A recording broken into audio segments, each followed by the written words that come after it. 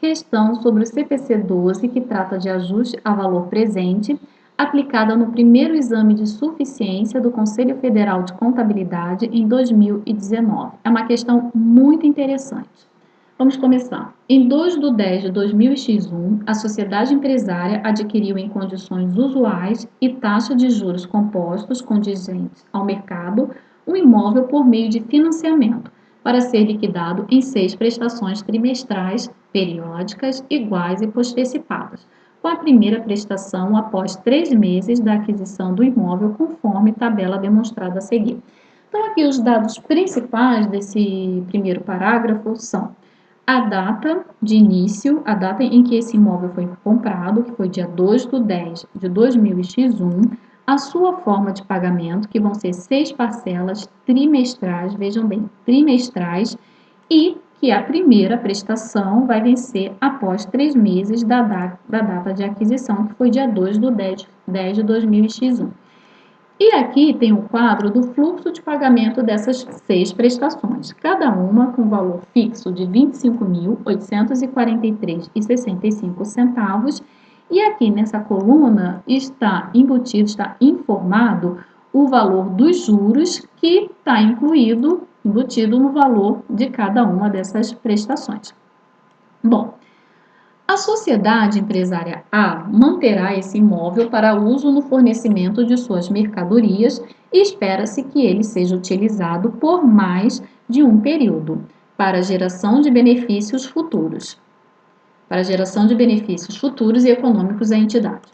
Com base nas informações apresentadas e que a sociedade empresária A, no reconhecimento inicial, aplicou a resolução CFC número 1151, de 23 de janeiro de 2009, que aprova a NBCTG 12, ajuste a valor presente, que é o foco aqui da nossa questão, considerando também a NBCTG 27, que trata de ativo imobilizado, e a Lei 6.404, que é a famosa Lei das ECAs. Então, considerando todo esse regulamento, assinale os lançamentos contábeis que refletem corretamente em 2/10/2001 o registro do imóvel, das prestações e dos juros no patrimônio da sociedade empresária A. Então, no final das contas, o que a questão quer? Que a gente faça o lançamento contábil desse fato, né, no dia 2/10/2001, que é o dia da aquisição desse imóvel. Admita que os juros estão embutidos no valor das prestações e que o exercício social da sociedade empresária A finda-se em 31 de dezembro de cada ano, que é o usual nas empresas, o exercício de 1º de janeiro até 31/12. Não é uma regra, mas é o que geralmente é praticado. A sociedade empresária A considera que os lançamentos contábeis aludidos anteriormente apresentam efeito relevante aos usuários das informações contábeis.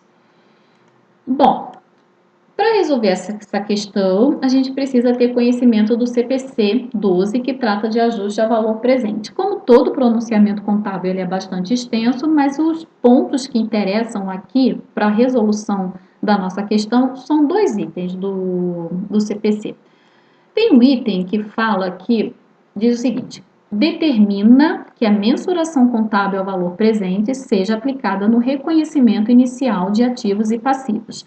Então, o que acontece? Nós precisamos trazer o valor dessa prestação a valor presente, nós precisamos trazer todos esses cálculos a valor presente para poder fazer esse registro contábil de acordo com o que determina o CPC 12.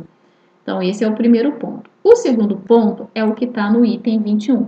Os elementos integrantes do ativo e do passivo decorrentes de operações de longo prazo ou de curto prazo, quando houver efeito relevante, devem ser ajustados a valor presente com base em taxas de desconto que reflitam as melhores avaliações do mercado quanto ao valor do dinheiro no tempo e os riscos específicos do ativo e passivo em suas datas originais. Então, resumindo isso aqui, é o quê? A empresa, tudo que for longo prazo, a empresa tem sim que trazer a valor presente. Se for longo prazo, não tem jeito, com certeza vai ter que trazer a valor presente. Agora, se forem parcelas de curto prazo, a empresa só precisa trazer a valor presente se houver um efeito relevante para o usuário. Se não for relevante, as de curto prazo. Se não for relevante, não precisa. Só que o que é a questão disso aqui?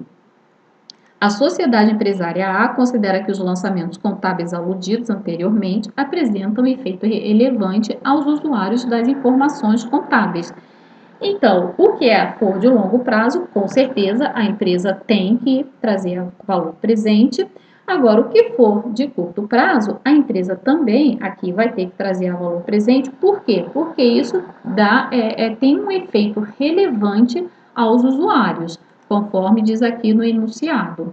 Então, a empresa, para ficar aderente ao CPC 12, no final das contas, vai ter que trazer tudo a valor presente.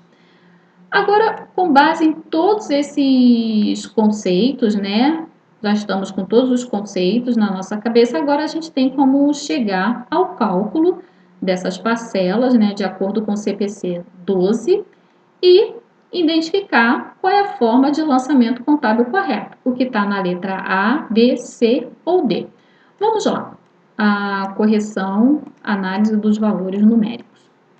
O que acontece? Essas prestações, elas têm um valor, cada uma, né, tem um valor de 25.843.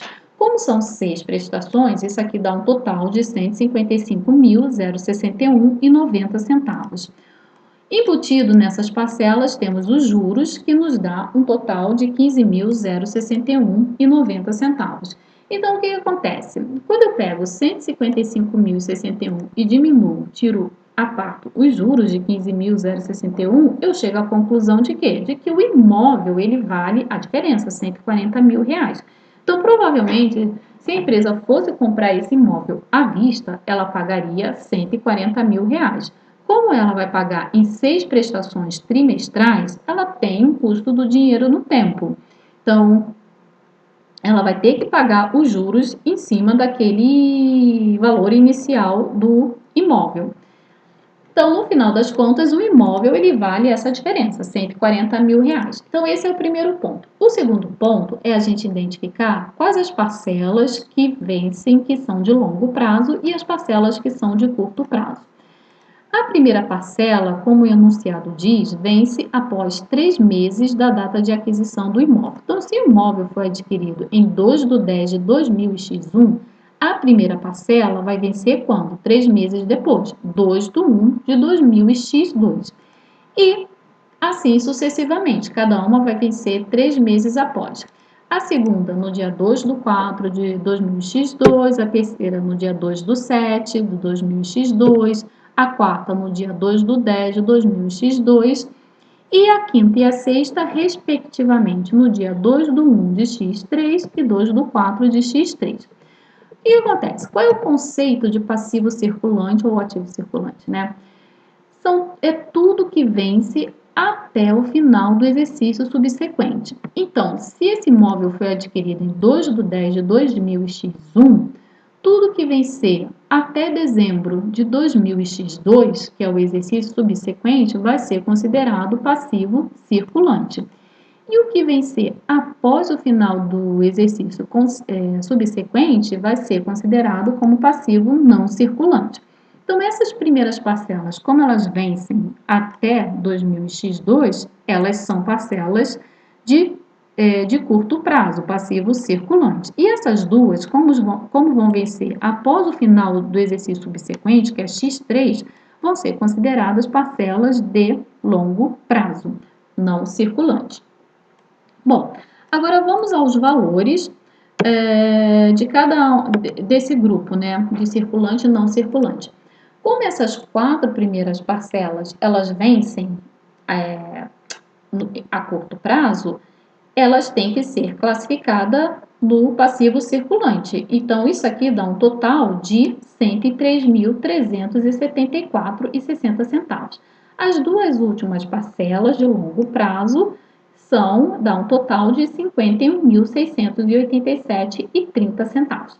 Então, agora a gente tem todos os elementos para identificar o lançamento contábil correto. Deixa eu só ocultar aqui essa parte para facilitar. O que acontece aqui? Nós temos um imóvel que vale, no final das contas, ele está valendo quanto? Ele vale quanto? Ele vale 140 mil. Essa diferença de 15 mil é por conta dos juros, das parcelas que vão ser pagas a prazo. Então, eu preciso identificar aqui um débito na conta de imóveis no valor de 140 mil. Então, eu tenho 140 mil aqui, eu tenho 140 mil na letra A, eu tenho também 140 mil na letra B, 140 mil na letra C e 140 mil na letra D. Então, até aqui não teve um critério de desempate. Qual o total das minhas parcelas que vão vencer a curto prazo? É um total de 103.374. Então, eu preciso identificar aqui financiamentos a pagar no passivo circulante nesse valor. Eu tenho isso na letra A, 103 mil a curto prazo e 103 mil a longo prazo. Essa aqui, a letra B, já está descartada, porque aqui mostra que eu tenho 155 mil, todo ele classificado no passivo circulante. Então, nós já vimos que não é bem assim. Parte é passivo circulante, a outra parte é circulante, a outra parte não circulante. Então, essa aqui já está descartada.